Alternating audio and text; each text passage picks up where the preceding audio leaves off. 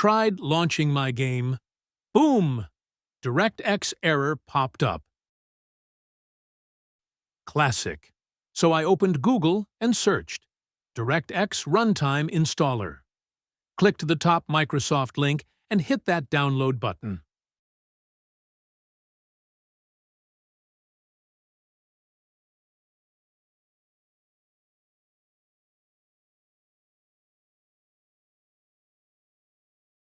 Once downloaded, I ran the installer from the folder and completed the setup.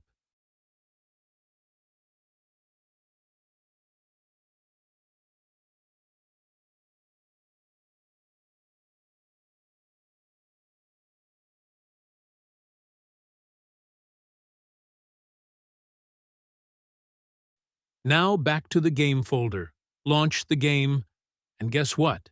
It started perfectly. No errors this time. Fix game errors the easy way. Only on Anchor Games.